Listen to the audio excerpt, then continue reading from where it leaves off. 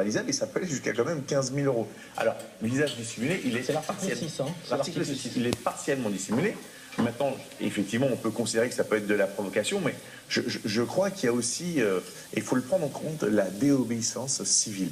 Lorsque quelque chose est injuste, depuis la nuit des temps, l'être humain manifeste son mécontentement. Alors, il y a eu une période, il y a 250 ans, il y a eu une révolution et on sait comment ça a fini. Nous, à Europe Écologie Les Verts, vous savez, on est un mouvement pacifique. Et on souhaite toujours la résolution des choses par le débat. Mais il nous arrive, nous aussi, d'enfreindre la loi, d'occuper des endroits et d'en faire des ZAD lorsqu'il y a une injustice qui est constatée. Et aujourd'hui, l'injustice, elle est criante. Le peuple dit on ne peut plus s'en sortir. Vous savez, moi, je peux vous montrer des images. Il y a 3 jours, j'étais au supermarché à côté de chez moi et j'ai vu une personne qui devrait être à la retraite depuis 3 ans. Et elle m'a dit, monsieur, je n'ai pas le choix. Elle travaillait pour une grande marque et elle mettait en rayon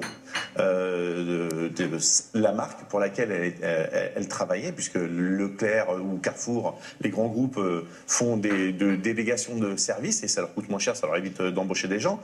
Pour autant, ils font de belles plus-values et ils profitent du CICE, donc on pourra en parler de ça. Et elle n'a pas d'autre alternative, malheureusement, que de continuer, alors qu'elle n'a plus l'âge, elle n'a plus la santé, mais au vu de sa pension de retraite, elle ne peut pas faire autrement. Et la répression, aujourd'hui, policière, et moi j'ai une pensée pour toutes celles et tous ceux qui se sont fait tabasser ces derniers mois, j'ai aussi une pensée pour toutes celles et tous ceux à qui on a demandé de tabasser à contre-cœur, mais ils n'ont pas le choix, qui sont obligés d'obéir, eh ben, elle est indigne de notre pays. Elle doit être politique, elle doit être sociale.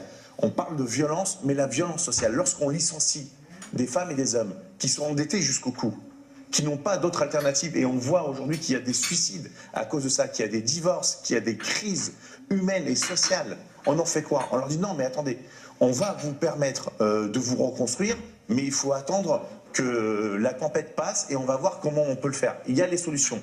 Les 42 milliards d'euros du CICE, c'est 1 160 000 emplois qu'on peut créer. Vous vous rappelez Gattaz avec son PINS, lorsqu'on a mis ça en place, lorsque le gouvernement Hollande a mis ça en place, il a dit on va créer 1 million d'emplois. Ils sont où ces 1 million d'emplois?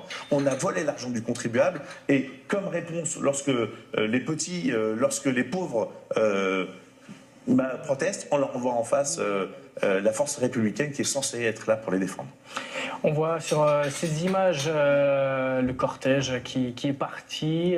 Il est en marche, le cortège qui est parti, celui-ci depuis la place, depuis Montparnasse, direction le bassin de la Villette. Et il y a également un autre cortège qui est parti, semble-t-il, également, direction la Défense depuis la place de la République. Ce sont des images que l'on vit en direct en ce moment, l'acte 21. Des Gilets jaunes. Et hier soir, plusieurs dizaines de Gilets jaunes se sont réunis devant la villa d'Emmanuel Macron au Touquet, un acte symbolique fort quelques heures avant l'acte 21.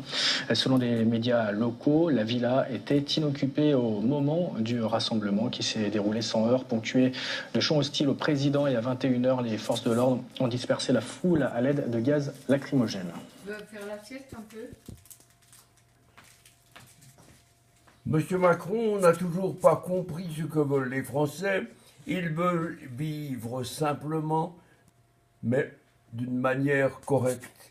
Ils veulent savoir où va le pays et ils sont conduits par un clone qui n'a pas les capacités nécessaires pour diriger le pays et le conduire sûrement vers une certaine meilleure prospérité.